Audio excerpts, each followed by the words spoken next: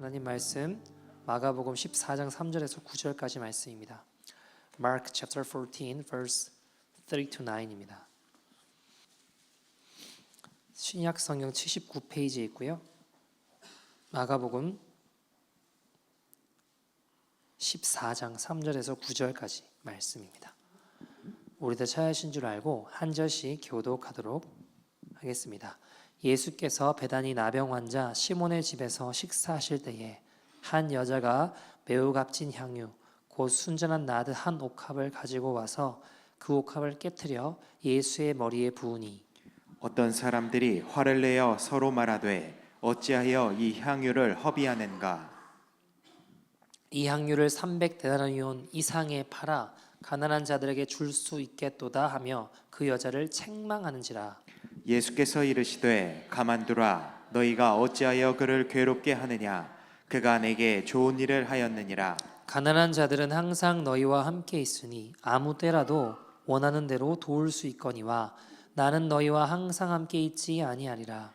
그는 힘을 다하여 내 몸에 향유를 부어 내 장례를 미리 준비하였느니라. 같이 읽겠습니다. 내가 진실로 너희에게 이르노니 온 천하에 어디서든지 복음이 전파되는 곳에는 이 여자가 행한 일도 말하며 그를 기억하리라 하시니라. 아멘. 하나님의 말씀입니다. 제가 예전에 저희 멘토이신 박보영 목사님의 멘토셨던 차재 전도사님에 대한 이야기를 들은 적이 있습니다. 차 전도사님은 항상 천국을 왔다 갔다 많이 하셨던 분이셨어요. 그래서 박보영 목사님이 제일 궁금한 게 있었는데 뭐였냐면 과연 어떤 자가 천국에서 가장 큰 자인가? 어떤 사람이 가장 큰 자인지를 알면 내가 그 길을 가면 되잖아요. 늘 여쭤보곤 하셨대요. 근데 차 전도사님이 자주 잊어버리셔가지고 주님께 그걸 못 물어보셨는데 어느 날 그 대답을 해주셨다고 합니다. 천국에서 가장 큰 자가 어떤 자일까? 우리가 생각했을 때는 가장 유명한 목사님, 또 선교사님, 수많은 일들을 행하고 엄청나게 이름이 나고 하나님의 일들을 많이 감당한 대단한 이름난 분들이 우리는 천국에서 가장 큰 자라고 생각했지만 그 대답은 가히 충격적이었습니다. 유명한 목사님이 아니었습니다. 저기 외딴 시골에 한 섬에 작은 교회에 바닥을 청소하고 계신 어떤 할아버지 같은 그분이셨습니다. 알고 보니 그분은 젊은 나이에 여기에 교회가 없고 목회자가 없다는 말을 듣고 이 자리에 들어와서 정말 몇몇 되지 않은 할머니 할아버지들을 섬기며 어느새 노년이 되어버린 목사님이셨습니다. 친구들이 서울에서 목회 잘하고 있다는 이야기를 들으면 내가 여기서 이러고 있을 때가 아니지 하고 짐을 싸셨대요. 그래 내가 이러고 인생을 마칠 수 없다 하고 짐을 싸다가 문득 섬을 떠나려고 하다가 그곳에 있는 몇몇 분의 그 할머니 성도님들을 생각을 하니까 그럼 이 양들은 어떡하지? 여기는 아무도 오려고 하지 않는데 누가 돌보지? 그리고 다시 짐을 풀게 되고 다시 마음이 요동이 돼서 내가 이러고 살 수는 없다 하고 이제 서울로 올라가야겠다 하고 짐을 쌌다가 풀었다가를 반복하며 어느새 노년이 되어버린 그 할아버지 목사님이셨습니다. 주님이 그렇게 말씀하셨대요. 내가 그에게 맡겨준 그 모든 양들을 모두 천국으로 인도한 종이란다. 모두 천국으로 인도한 종이란다. 그분이 천국에서 가장 큰 분이다 라고 하셨다고 합니다. 여러분, 저는요 우리 모두가 천국에 가면 깜짝 놀랄 만한 일들이 있을 거라고 생각합니다. 어떤 일일까요? 그것은 바로 천국에서 예수님 곁에 가까이 있는 사람들은 절대로 우리가 알고 있는 유명한 사람들이 아닐 거라는 것입니다. 유명한 목사님, 권세 있는 장로님, 알아주던 선교사님은 오히려 천국에서 무명한 자일 가능성이 높습니다.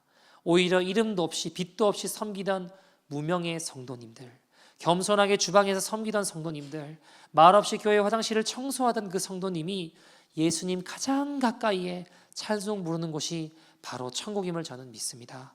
하나님 나라는 그런 곳이라고 주님이 말씀하셨기 때문입니다. 오늘 성경은 하나님 나라의 그 아름다운 원리가 무엇인지 한 사람이 택함 받는 것을 통하여 우리에게 보여주고 있습니다. 오늘 본문에 등장하는 한 여인, 이름도 나오지 않습니다. 그러나 9절에 이 여인을 향해 주님은 이렇게 말씀하십니다. 9절 말씀 같이 읽어볼까요? 시작. 내가 진실로 너희에게 이르노니 온 천하에 어디서든지 복음이 전파되는 곳에는 이 여자가 행한 일도 말하여 그를 기억하리라 하시니라. 아멘. 주님께서 도대체 어떤 여인이시길래 이런 찬사를 아끼지 않으실까요? 주님 이런 말할 수 없는 찬사를 하실까요? 온 천하에 다니며 복음이 증거되는, 예수 그리스도의 이름이 증거되는 모든 곳에 이 여인이 행한 일도 기억하라 하셨습니다. 이 여인이 행한 일도 말하라 하셨습니다. 그녀를 기억하라 하셨습니다. 오늘 본문에는 근데 이 여인의 이름조차 나오지 않습니다. 누군지도 모릅니다. 그러나 주님 앞에는 어떤 인생이라는 거예요? 영원히 기억될 인생이라는 것입니다. 어쩌면 여러분 이 땅을 너무 사랑하고 이 땅을 너무 붙잡다 보면 우린 하늘을 잊어버리게 됩니다. 천국과 멀어지는 자들이 될 수 있습니다. 여러분, 이 여인 도대체 어떤 여인이길래 주님이 이렇게 주목하실까요? 이렇게 성경에 기록해 놓으셨을까요? 여기서 천국의 가장 큰 자들의 특징이 나오는데 그것은 바로 말하지 않아도 들린다는 것입니다. 뭐라고요? 말하지 않지만 들린다는 것입니다. 오늘 보면 아시는 대로 유월절을 앞두고 우리 주님께서 십자가에 곧 달려 죽임을 당하시기 며칠 전에 일어났던 사건입니다. 3절 보시면 어느 배경을 어디 곳을 하고 있는지를 나오고 있죠. 3절 보시면 뭐라고 하나요? 베다니 나병 환자 시몬의 집이라고 하셨습니다. 예수님이 거기 가서 식사하시고 있을 때에 이 여인이 옥합에 아주 비싼 향유를 담아 가지고 와서 예수님의 머리에 부어드리게 됩니다. 이때 4절 5절 보시면 이 모습을 보고 제자들이 뭐라고 이야기하나요?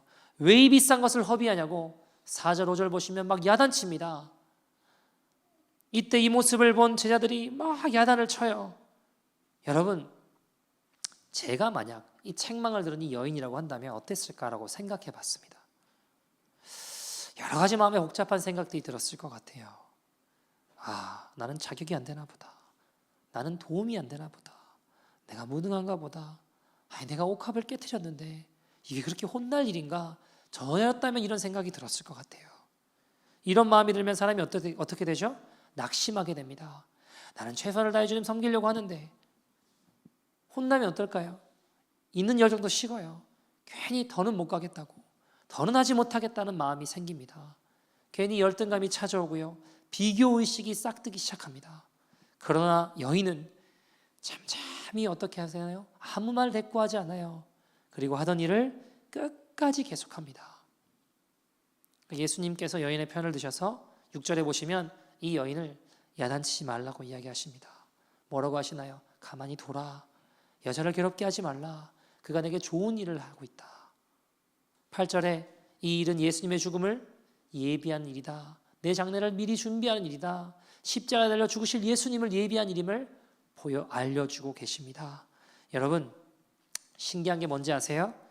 주님은 온 천하에 복음이 전해지는 곳마다 이 여인이 한 일을 기억하라고 말씀하시는데 정작 이 여인은 한마디도 하지 않는다는 겁니다. 사람들은 제 아들처럼 많이 떠들어야 주님이 기억하실 거라고 생각하는데 아닙니다. 이 여인은 정작 한마디도 하지 않았는데 들린다는 것입니다. 내가 주님을 정말 사랑합니다. 이 말이 소리내지 않아도 들린다는 거예요. 여러분, 3절에 이 여인이 향유옥합을 표현하기를 뭐라고 표현되어 있냐면 매우 값진 향유라고 3절에 이야기해요. 매우 값진 향유. 영어로 보니까 NLT로 보니까 very expensive라고 이야기합니다. very expensive. 5절에 보니까 이것이 300데나리온 이상 한대요. 가치가. 여러분, 당시 노동자 하루의 품삯이 한 데나리온이었습니다. 하루 열심히 노가다 하면 한 데나리온 받았다고요. 그럼 300데나리온 이상 한다는 건 무슨 말일까요? 1년을 꼬박 한 푼도 쓰지 않고 모아야 되는 돈이 어마어마한 가치죠. 여러분, 근데 우리가 돈을 버는데 한 푼도 쓰지 않고 살 수 있어요, 없어요? 필요한 것도 사야 되고 집세도 내야 되고 필요한 것들이 얼마나 많이 또 내야 됩니까? 그러니까 여러분, 300데나리온 이상 되는 가치를 모았다는 건 어쩌면 몇 년을, 어쩌면 수십 년을, 어쩌면 평생을 모아야 되는 금액일 수도 있습니다. 여러분, 보통 이스라엘 여인들은요, 첫날 밤에 그들이 이렇게 퍼퓸을 한 방울 두 방울 향유를 돈이 없기 때문에 한 방울 두 방울씩 샀대요. 그걸 평생을 모아서 첫날 밤에 사랑하는 남편에게 그것을 깨트려 발라주고 부어준다고 해요. 자, 여러분, 이 여인은 아무 말 하지 않았지만 우리에게 들리는 메시지가 있습니다. 당신은 나의 주님이십니다. 당신은 나의 생명입니다. 내가 어떤 것을 줘도 아깝지 않을 분이십니다. 말하지 않지만 이 여인이 정말 주님을 사랑하고 있다는 것이 들려요. 보인다는 것입니다. 여러분, 제자들이 이 여인에게 막 화를 내고 있지만 제자들이 이 여인이 정말 예수님을 사랑한다는 걸 알았을까요? 몰랐을까요? 질문이 너무 어렵나요?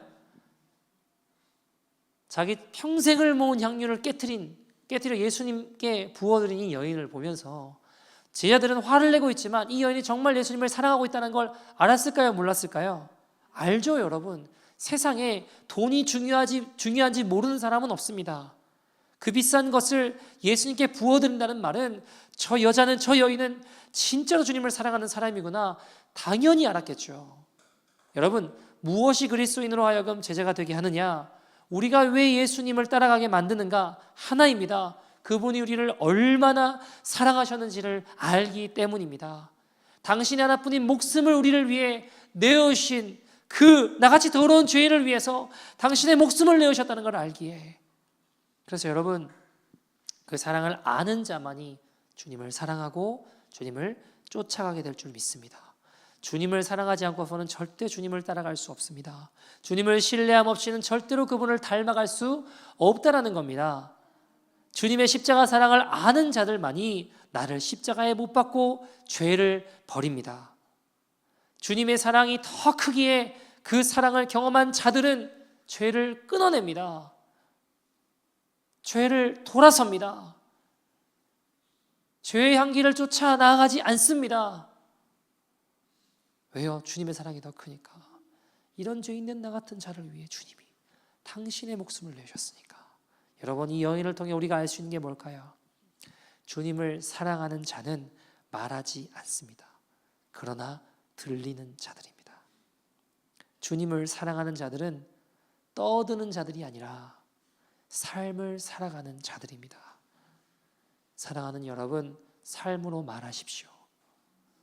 이 말을 할까 말까 하는 생각이 드시면요, 하지 마세요. 그거 말한다고 그 사람 바뀌지 않습니다. 여러분, 뵙고 나면 주워 담지도 못해요. 4절 5절 보시면 제자들은요, 자기들이 옳은 말이라고 생각하고 화를 내며 이야기했습니다. 이걸로 가난한 자들 도우면 얼마나 좋냐, 이게 무슨 허비냐, 여인을 책망했대요. 근데 한번 상상해 보세요. 이 남자들의, 이 제자들의 목소리가 컸을까요? 작았을까요? 톤이 높았을까요? 아니면 굉장히 조용한 목소리로 말했을까요? 여자분들 금방 알죠? 집에서 남편들이 소리치는 그 소리를요. 여러분, 저는 성경의 이 말씀을 묵상하면서 이런 생각을 해봤어요. 내가 이 여인이었다면 뭐라고 말했을까? 자매분들 많으신데 한번 대답해 보세요. 남편들이나 남자들이 이렇게 막 떠들 때, 말도 안 되는 이야기를 할 때 여러분 같으면 가만히 있으시겠습니까? 한마디 했겠습니까? 한마디만 했겠어요? 뒤집어 엎었겠죠. 남자라고 속이 좁아 터져가지고 그러면서 남자가 돼가지고 속이 좁아 터져가지고 그래서 되겠냐고 그러면서. 그런데 이 여인은 아무 말 하지 않았다는 겁니다. 제자들에겐 말이 있는데 여인에게는 삶이 있었습니다. 여러분, 이 여인의 침묵 속에 들리는 말이 있지 않나요? 저는 제자들의 떠드는 소리와 이 여인의 침묵 속에 하나님 우리에게 주시는 경고의 메시지가 있다고 생각합니다. 예수님 우리에게 이렇게 말씀하십니다.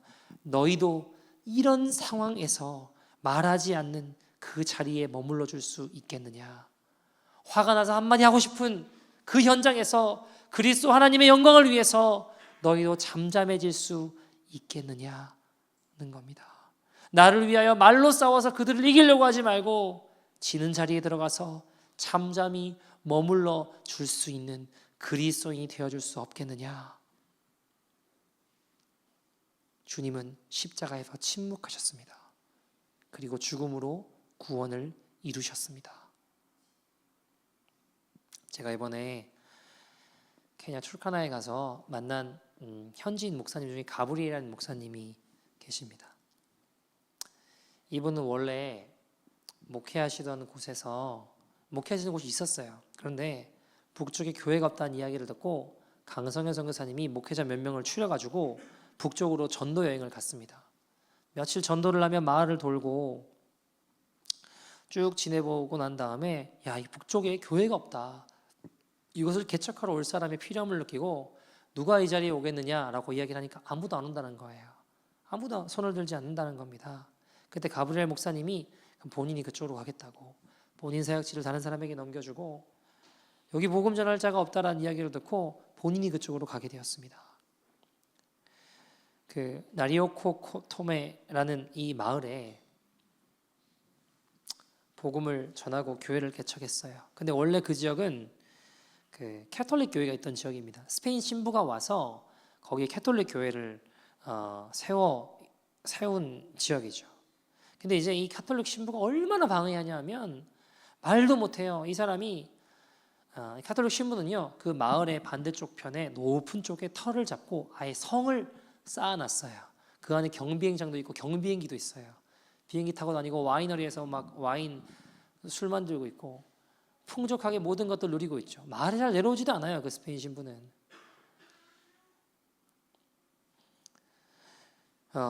이 스페인 신부가 이게 얼마나 괴롭히고 힘들게 하냐면 교회를 그 자리에 못 짓게 하는 거예요. 그래서 반대편에다가 지었는데 오히려 마을이랑은 더 가까운 곳에다가 교회를 세우게 되었죠. 근데 재미있는 사실은 이 가브리엘 목사님이 계속 이제 가짜 복음 말고 아프리카에도 이 기복적인 가짜 복음이 너무 많거든요. 잘못된 복음이 너무 많거든요. 자기를 부인하지 않아도 되고 그냥 말도 안 되는 소리 하는 복음이 잘못된 복음이 너무 많아요. 가브리엘 목사님이 진리를 막 전하니까 복음을 막 전하니까 사람들이 캐톨릭 교회 안 가고 자꾸 교회로 오기 시작하는 거예요. 그럼 카톨릭 신부가 기분이 좋을까요, 나쁠까요? 안 좋죠. 기분이 나쁘죠. 그래서 이 가톨릭 교회 쪽에서 어떤 사람이 누명을 씌워서 가브리엘 목사님을 감옥에 집어넣었어요. 어떤 일이었냐면 당시에 코로나 때였는데 케냐도 코로나가 퍼진다고 교회 사람들이 못 오게 했어요. 가브리엘 목사님은 그래서 산에 혼자 금식하러 기도하러 올라갔고 교회 청년들이 몇 명 있었는데 카톨릭 교회를 보니까 미사를 모여 드리는 거예요. 그러니까 야 뭐야 지네도 하네 우리도 하자 해가지고 모여가지고 몇 명이서 기도하고 찬양하고 그런 걸 했대요. 근데 이거를 트집 잡아가지고 그 카톨릭 교회 쪽에 가드하고 있는 친구였던 것 같아요. 이거를 가브리엘 목사님 그 자리에 있지도 않았는데 누명을 씌워가지고 신고해가지고 감옥에 집어넣어버린 거예요. 여러분 얼마나 억울해요. 난 그 자리에 있지도 않았는데 잘못한 것도 없는데 근데 누명을 쓰고 감옥에 들어갔잖아요. 근데 이제 범인이 누군지 알아요. 여러분 감옥에서 나오게 됐습니다. 여러분이라면 어떻게 하시겠습니까? 어떻게 하실래요? 그놈이 누군지 알아요. 얼마나 벌벌 떨고 있겠어요. 강성현 선교사님이 가브리엘 목사님한테 어떻게 했으면 좋겠냐. 막 나오는데 그 청년들은 난리예요. 저놈도 신고해서 감옥에 집어넣어야 된다. 저 카톨릭 교회도 신고해야 된다. 난리예요. 근데 가브리엘 목사님이 뭐라고 대답하냐면 내가 그놈 용서할 수 없다고 내가 무슨 죄를 지었냐고 나 억울하다고 힘들게 왜 누명 씌우냐고 진위를 밝히자 또는 신고하자 우리도 신고하자 하지 않았습니다. 가브리엘 목사님은 그 범인이 신발이 떨어진 것 같다고 그 사람 신발 떨어진 것 같다고 나를 감옥에 집어넣은 그 사람이 누명 씌워 집어넣은 그 사람이 신발 떨어진 것 같다고 신발을 사줬으면 좋겠다고. 강성현 선교사님이 그 얘기를 듣고 너무 감동이 되고 충격이 돼서 야 네가 나보다 낫다 그러시면서 오히려 그 사람 옷도 사주고 식량도 나눠줬다라고 해요. 여러분 가브리엘 목사님이 목회하는 그 교인들이 이게 이런 목사님이니까 교인들이 어떻겠어요? 진짜 충격적인 게 카톨릭은 물량 공세를 막 펼치거든요. 직업도 아예 손에 주고 돈도 주고 학비도 주고 먹을 것도 줘요. 근데 사람들이 자꾸 교회로 빠져나가니까 안 되겠다 싶어서 그간의 모든 지원들을 다 끊어버렸습니다. 그러면 사람들이 정신 차리고 아이고 우리 먹을 것 좀 주세요 우리 학비 좀 주세요 하고 돌아올 거라고 생각했어요. 그러잖아요. 여러분, 아프리카 사람들은 뭐 없으면 안 먹으면 되지 이런 게 아니에요. 그 사람들은요, 식량주 온다고 하면 몇 시간을 땡볕에서 기다리는 사람들이에요. 식량은 그들에게 생명입니다. 생명. 돌아오겠지 싶어서 다 끊어버렸어요. 그럼 와서 도와달라고 할 것 같으니까. 근데 아무도, 아니 단 한 사람도 카톨릭교로 돌아오지 않는 거예요. 여러분, 이 사람들은 나눠주는 음식 거절했다 이거는요, 우리랑 달라요. 우리는 뭐 다음에 먹으면 되지 이런 게 아니에요. 그들에겐 생명입니다. 강성현 선교사님 사역하면서 아프리카 사람들이, 케냐 사람들이, 투르카나 사람들이 먹을 것을 거절했다는 이야기는 들어본 적이 없어요. 식량을 포기했다는 건 생명을 포기하는 겁니다. 누구를 위해서요? 예수님 때문에 굶는 것을 택했다라는 거예요. 여러분, 누가 진짜 부자일까요? 저는 이 사람들이 진짜 부자라고 생각해요. 돈이 많은 사람이 부자가 아니라 이 사람들이 주님 보시기에 믿음의 부자들입니다. 마음이 부자인 게 진짜 부자예요. 마음이 예수님으로 가득 찬 이들이 주님 보시기에 진짜 부자들입니다. 가톨릭 신부가 충격을 받은 거예요. 기가 막혀서 사람들을 모았습니다. 니네가 원하는 게 뭐냐? 내가 다 해줄 수 있다. 학비 필요하면 내가 네 애들 대학까지 다 학비 내주겠다. 음식 필요하면 음식 다 대주고 필요한 것만 이야기하라고. 내가 다 도와주겠다. 그러니까 한 성도가 손을 들고 이렇게 얘기하는 거예요. 우리가 필요한 건 바른 복음입니다. 우리에게 필요한 건 진짜 복음입니다. 그래서 우리는 가톨릭 교회로 돌아갈 수 없습니다. 목회자나 성도들이나 여러분이 가브리엘 목사님 교회면 다 변화되는 거예요. 난폭했던 싸움꾼도 변화되고 노름꾼도 변화되고 술주정뱅이도 변화되고 다 변화돼서 복음 전도자들이 되는 거예요. 예수님 전하는 전도자들이 되는 겁니다. 우리처럼 위로나 숫자 갖고 돌아가려는 게 아니라 그들은 진짜 변화돼서 나가서 복음을 증거하는 자들이 되더라는 겁니다. 그들의 인생을 걸고 복음을 증거한 자들로 바뀌더라는 겁니다. 근데 재밌는 건요, 가톨릭 교회에서도 진짜 문제 있고 계속 말썽 일으키잖아요. 그러면 가브리엘 교회로 가라고, 거기 가면 변화되니까 글로 보낸대요. 여러분, 그들은요 많은 말을 하지 않았습니다. 많은 말을 하지 않아요. 그러나 그 복음에는 진짜 능력이 있습니다. 사람들을 거듭나게 하고 사람들을 진정으로 변화시키는 능력, 그들을 전도자로 변화시키는, 예수의 복음을 가진 자들로 변화시키는 능력이 복음에 있다는 겁니다. 이것이 참된 그리스도인의 길이요 천국에서 가장 큰 자들의 모습일 줄 믿습니다. 여러분, 오늘 본문은 참 아이러니한 것이 무엇이냐면 예수님 옆에서 예수님의 제자들, 이름난 제자들, 우리가 넉넉히 이름 볼 수 알 수 있는 베드로 쭉 있는 그 제자들은요, 이름난 제자들은 주님을 진정으로 사랑하는 이름 없는 여인을 욕하고 있습니다. 저는 천국에서 가장 큰 자들은 이름 있는 목사나 선교사가 아니라고 생각합니다. 천국이라도 가면 다행이죠. 천국이라도 가면. 제가 선교지를 다니거나 목회를 하다 보면 말은 크리스천이라고 하고 말은 선교사라고 하고 말은 목회자라고 하지만 하나님을 두려워하지 않는 사람들이 참 많습니다. 하나님을 두려워하지 않아요. 여러분, 지금 제자들 보십시오. 마귀짓을 하고 있으면서도 자기는 하나님 편에 서 있다라고 착각하고 있지 않습니까? 여러분, 이런 일들이 세상에 너무 많습니다. 사랑하는 여러분, 삶으로 말하십시오. 저는요, 목회하면서 우리 귀한 성도님들 보면서 참 많이 배워요. 제가 목회를 하면서 깨닫는 게 뭐냐 하면, 저는 말을 하는데 성도님들은 삶을 사시더라고요. 저는 설교를 하는데 성도님들은 순종하시더라고요.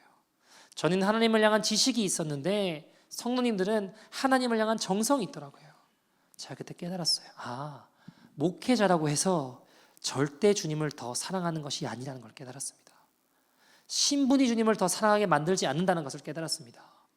그 성도님들은 정말 이름도 없이 빛도 없이 주님을 섬기고 그들이 진짜 그리스도인들이구나. 아, 그래서 오히려 사역하는 사람들 중에 가짜들이 더 많을 수 있겠다. 제가 사역하면서 깨달은 놀라운 사실은 제자 훈련을 받아본 분들이 아닌데 제자가 되어 있는 분들이 계시다는 거였습니다. 말 없이 묵묵히 믿음의 길을 걸어가는 분들을 보며 저에겐 큰 선생이 됩니다.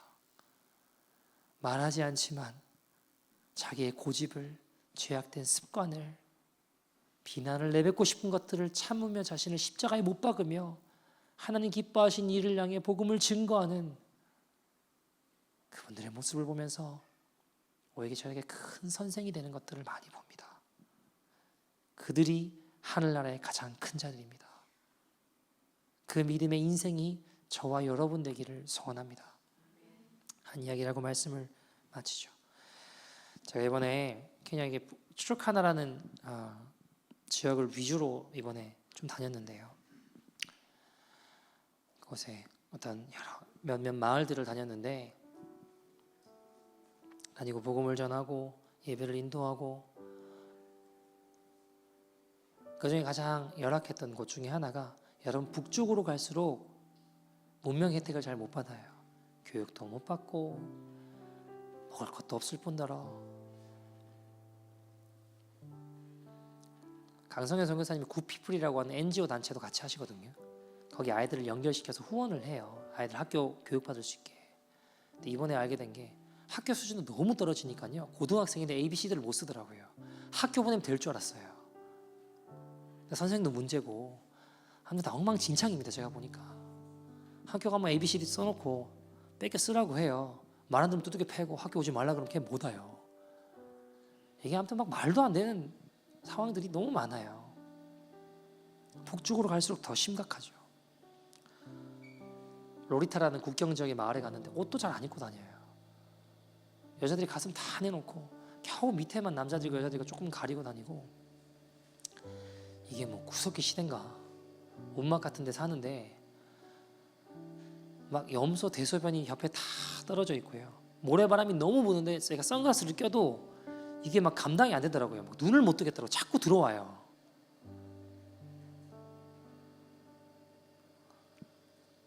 먹을 것이 없는 그곳에 저희가 가니까 사람들이 저희 주변에 이렇게 모이더라고요.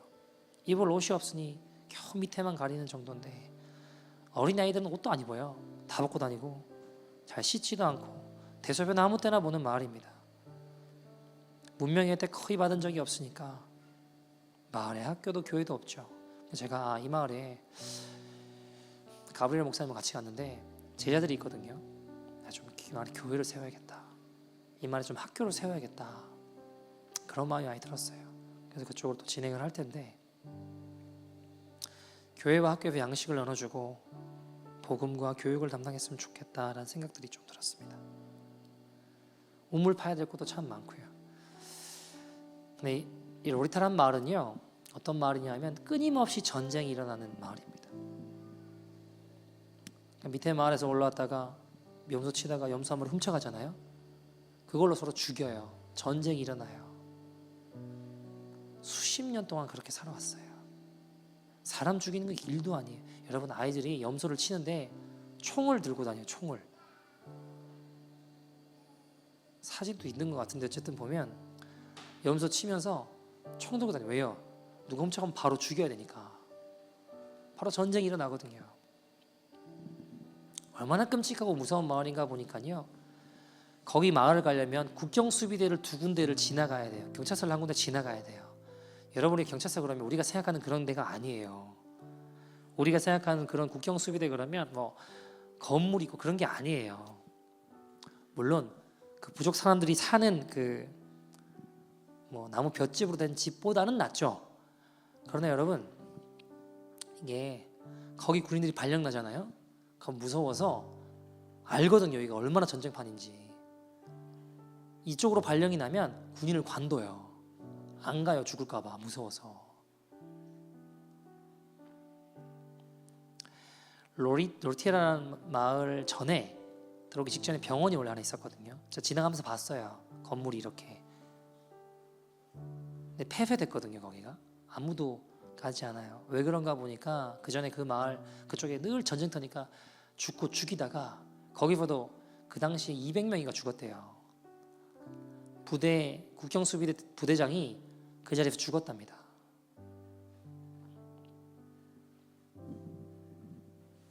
이번에 만났던 국경수비대 부대장이 원래 이쪽에 발령나서, 그때는 부대장이 아니었죠, 지내다가 맨날 죽이고 싸우고 이러다니까 너무 무섭죠.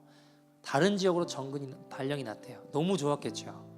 야, 살았다 하고 있다가 2년 전인가 다시 이쪽으로 부대장으로 발령이 난 거예요. 너무 마음에 걱정이 되고 힘들고, 야, 이거 어떡하냐 무섭다. 너무 두려운 거죠. 다시 그 지옥 같은 전쟁터로 돌아가야 한다니까.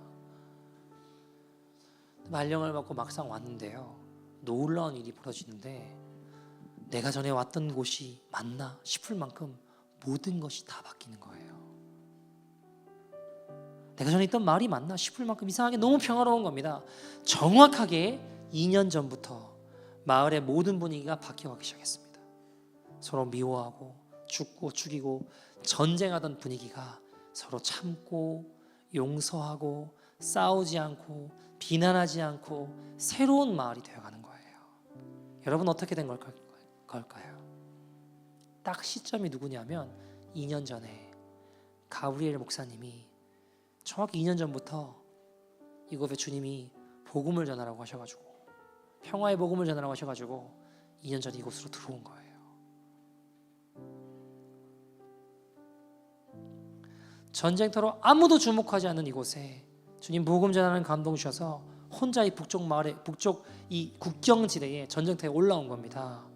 처음에 여기 마을에 가브리엘 목사님이 들어가겠다고 하니까 국경 수비대가 그런 말을 했대요. 너 여기 어떤 데인지 모르냐고, 여기 지금 무슨 일이 벌어지고 있는지 모르냐고.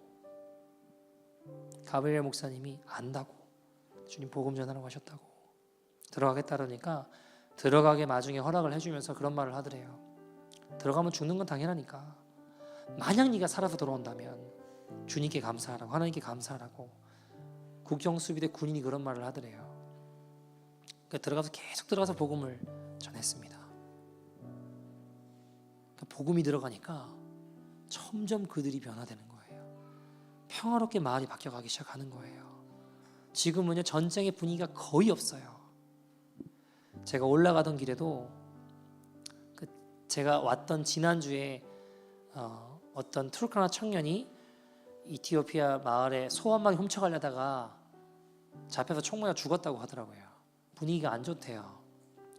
한참을 이제 케냐 도착해서, 나이로비 도착해서 그 다음날 경비행기 타고 투르카나 넘어가서 거기서 이제 자고, 그 다음날 한 4시간 정도, 중간 지점 정도, 국경까지 갈 때 중간 지점 정도 해서 뭔가 전쟁이 났다라는 소식이 들리는 거예요. 너무 깜짝 놀래가지고 그럼 못 들어가니까 다시 확인을 해보자 하고 확인을 해보니까 다행히 오버였어요. 들어갔습니다. 지금은 전쟁이 거의 없어요.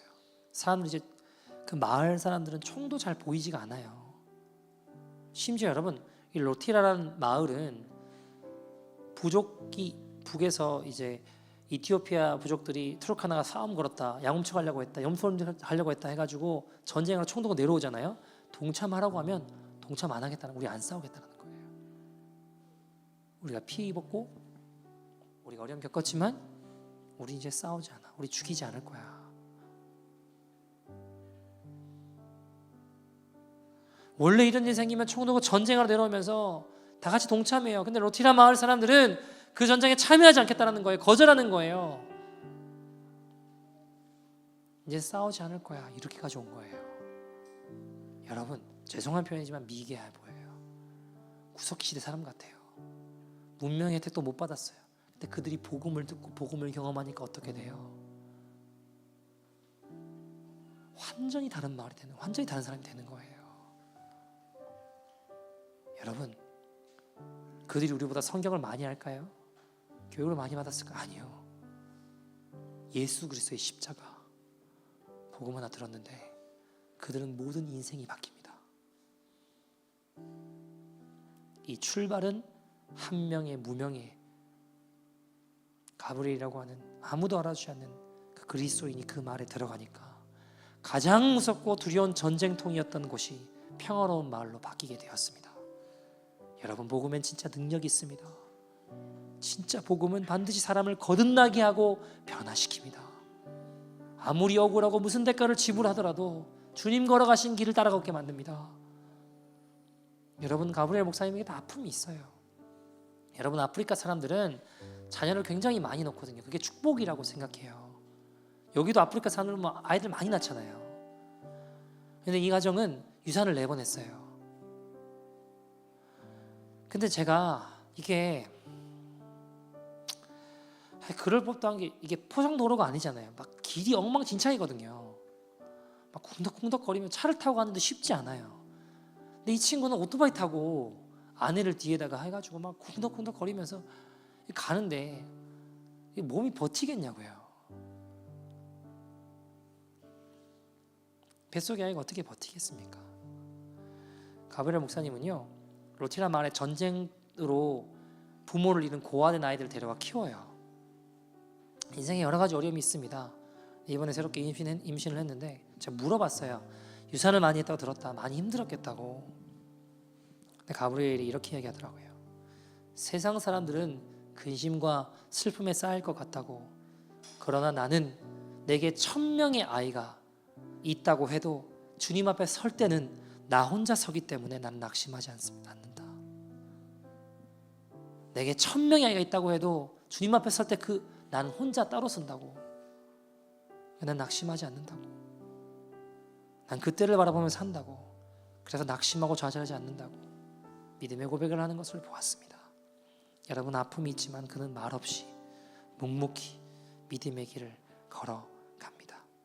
사랑하는 여러분, 우리가요, 유명하지 않아도, 누가 알아주지 않아도 우리가 믿음으로 묵묵히 십자가 길을 걸어간다면 결국에 하나님께서 인정해 주시고 하나님이 알아주시는 주님의 증인들로 우리가 거듭나게 될 줄 믿습니다. 여러분, 직분 없으면 어떻습니까? 평생 성도로 살다가 죽으면 어떻습니까? 여러분, 우리가 주 위에 못 들면 어떻습니까? 우리가 하나님 앞에 진실하게 한 걸음 걸어가며 살아갈 때 언젠간 사람이 아니라 하나님이 인정해 주신 날이 우리 삶에 분명히 오게 될 줄 믿습니다. 그게 하나님 나라의 법칙입니다. 그게 하나님이 사람을 세우시고 찾으시는 원리입니다. 우리가 이 땅에서 이름 없이 빛 없이 살 때 하나님 나라에서 의의 면류관, 생명의 면류관, 영광의 면류관 쓰게 될 줄 믿습니다. 우리의 자아는요, 본질적으로 이름을 날렸으면 하는 게 우리 자아예요. 내 이름이 났으면 하는 게 우리의 자아입니다.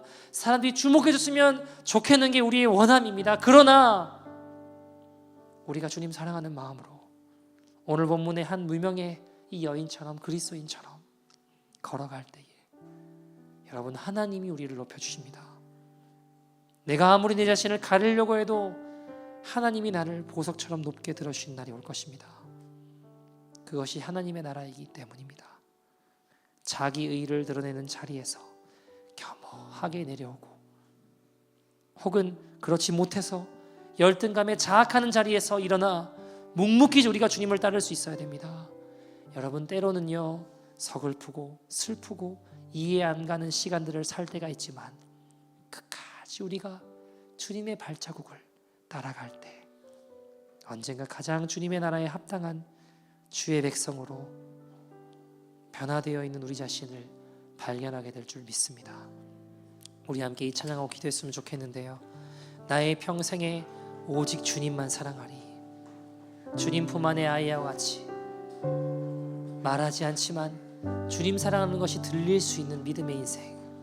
나의 일생에 많은 고통과 어려움이 찾아온다고 해도 주님, 나 주님과 함께라면 이길 수 있습니다. 주의 손으로 나를 붙들어 주셔서 감당할 힘을 허락하여 주옵소서. 하나님, 나를 십자가의 길로만 가게 하여 주옵소서. 우리 함께 찬양합시다. 나의 평생에 오직 주님만 사랑하리. 주님 품 안에 아이와 같이 나의 일생에 많은 고통 찾아와도 주님과 함께 이길 수 있으리. 주의 손 나를 붙드사 주의 손 나를 붙드사 감당할 힘 주시네 주의 말씀 바른 길로 나를 인도하시네 하나님 나를 인도하소서 십자가의 길로만 가게 하소서 하나님 나를 인도하소서 주의 얼굴을 내게 보이소서 다시 한번 찬양합시다. 나의 평생에 주님만 사랑하겠습니다. 나의 평생에 오직 주님만 사랑하리 주님 품 안에 아이와 같이 나의 일생에 많은 고통 우리 주님과 함께라면 이길 수 있습니다. 주님과 함께 이길 수 있으리 오늘 주님의 손이 우리를 붙들어 주십니다. 주의 손 나를 붙드사 감당할 힘 주시네 주의 말씀 바른 길 우리를 인도하십니다. 하나님 나를 인도하소서 하나님 나를 인도하소서 오직 십자가의 길로만 가게 하소서 십자가의 길로만 가게 하소서 하나님 나를 인도하소서 하나님 나를 인도하소서 주의 얼굴을 내게 보이 주의 손 나를 붙드사 감당할 일 주십니다. 주의 손 나를 붙드사 감당할 일 주시네 주의 말씀 하나님 우리가 말하지 않지만 들리는 천국의 그들을 되게 하시옵소서 하나님 나를 인도하소서 십자가의 길로만 가게 하소서 하나님 나를 인도하소서 하나님 우리가 말하지 않지만 들리는 하나님 천국에 가장 큰 자를 될 수 있도록 주님 인도하시고